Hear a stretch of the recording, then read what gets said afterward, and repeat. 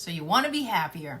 Awesome. According to researchers like Kelly McGonigal, Sonia Liebemersky, and Tal Ben-Shahar, happy people are more resilient to change. Happy people, they tend to be more productive, more creative, they make more money, they have better relationships, and they live longer. And when it comes to creating more happiness in our lives, I've got some good news and I've got some not so good news. The good news is that your level of happiness is not determined solely by your genes.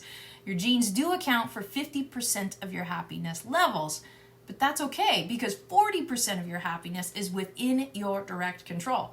And that, my friends, if you want to see it that way, is the bad news. It takes effort. Sustaining happiness requires us to take action. But the good news is it may not be as much as you think it is. In today's video, I'm going to share with you some shocking happiness research that I recently came across and 3 practical tips to help you get back on the happiness train and better prepared to handle those changes you're facing and take advantage of those awesome opportunities in front of you. And if you happen to be in a leadership position and you want to help your team members embrace change more effectively, you're going to want to stick around too. The research is insightful and super practical, even in the work environment. Hello, my friends, and welcome back to the Making Hope Happen series. I am Lori Mage, and this is day 93 in the 100-day challenge where I'm stacking my energy, work, and love goals and sharing 100 of my favorite tools, tips, and ideas to help you and me more effectively navigate change, master our transitions, and make our dreams come true. Thank you so much for joining me today. Let's jump in. In Kelly McGonigal's great book, The Joy of Movement, she explores how exactly does exercise contribute to human happiness. And what she found out is that it's not so much about exercise, although exercise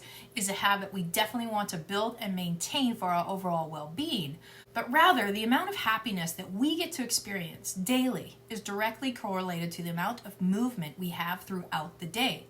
The research is unequivocal.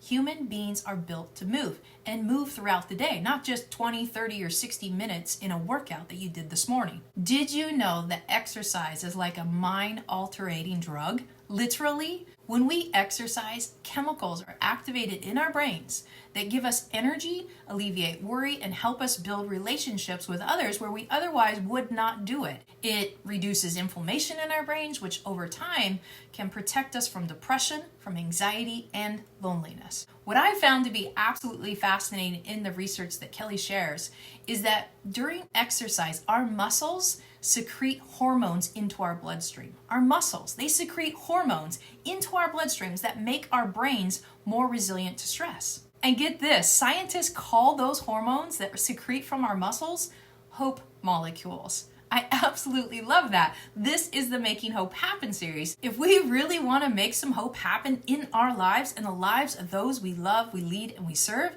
exercise can literally do that. It creates feelings of hope in our brains and in our bodies that reduce fatigue, reduce anxiety and hostility, and make us more resilient to change, more creative, more productive, and better able to build and maintain great relationships. Also, you may not know this, hope is one of the top virtues that researchers at Penn State have identified to be one of the most highly correlated virtues to our well-being. The other one, zest, which has to do with our physical, mental, emotional, and spiritual energy. When we have zest, we are essentially able to approach life, work, and love with high levels of energy and enthusiasm. That's zest. All right, so the research says movement and exercise matter, and it matters a lot. In fact, we are built to move.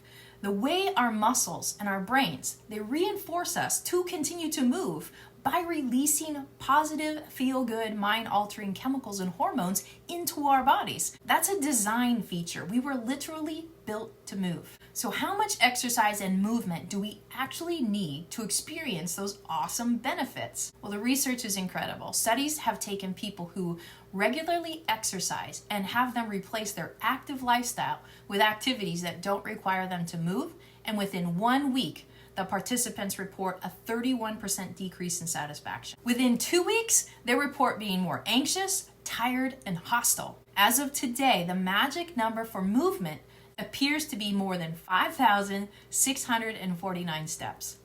That's about 2 to 3 miles of walking accrued throughout the day, not at once, but throughout the day. Some researchers say that sitting is the new smoking, but we'll save that research for another day. For now, the target steps for a great sense of happiness, hope, connection, and courage is 5,649 steps a day. Ideally, we want more than that. That's just the threshold. Again, that's about 2 to 3 miles of walking accrued throughout the day. Can you guess how many steps a typical American takes per day? 10,000? 5,000? 2,000? The typical American takes 4,774 steps per day. That's nearly 1,000 steps less than the threshold for increased life satisfaction and well-being. And we wonder why depression, anxiety, and suicide in our society continue to rise. We're not doing what our bodies are designed to do. Move. If we're willing to move, our muscles will give us hope. Our brains will orchestrate pleasure, and our entire physiology will adjust to help us find energy, find purpose, and find the courage we need to keep going. And moving throughout the day is not just about steps. People with chronic pain, physical disabilities, serious mental and physical issues and limitations who can't necessarily take steps, including people in hospice care, they have demonstrated increased levels of happiness by increasing their movement, by starting from exactly where they are and challenging themselves just to move a tiny bit more than they did the day before. All this reminds me of Martin Luther King Jr., who famously said, "If you can't fly, run. If you can't run, walk. If you can't walk, crawl. But by all means, keep moving. Keep moving." If we want a deeper sense of courage and hope and happiness and connection with others, we need to keep moving, which leads us to 3 practical tips. Tip number 1, start to track your steps. Just track it. You don't have to change anything yet, but just start to bring awareness to how many steps a day you take. If you happen to average 2,500 steps a day, then next week shoot for 2,700 steps a day. And when you're hitting 2,700 steps a day, start to shoot for 3,000 steps a day. And then the following week, shoot for 3,400 steps and keep going week after week until you're averaging over 5,649 steps a day.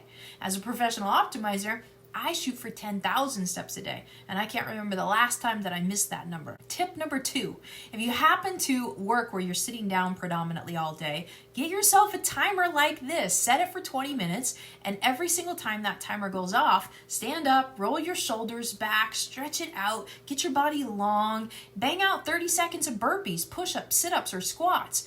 Do something like that and then immediately sit back down and get back to work. Every 60 to 90 minutes of intense work, take a 7 to 20 minute walk. I recommend creating this kind of habit when you're watching TV, anytime you're in meetings, at a conference, anytime you find yourself being sedentary for hours at a time. Now, tip number 3, build movement into your relationships, into your work, into your lifestyle. How about a 20-minute walk with the family before you eat or after you eat dinner? Or maybe a 20-minute walk daily with members of your team.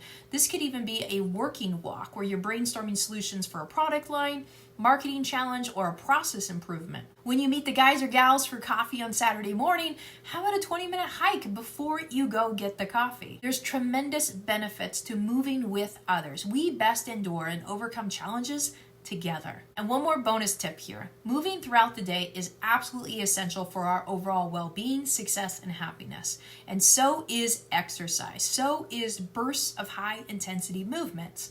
What might surprise you, however, is that it doesn't have to be more than 20 minutes, and it doesn't need to kill you. Kelly says we just need to do something that is moderately difficult for us and then stick to it for at least 20 minutes. And that will induce what they call runner's high. And she says runner's high really isn't a runner's high. It's a persistence high.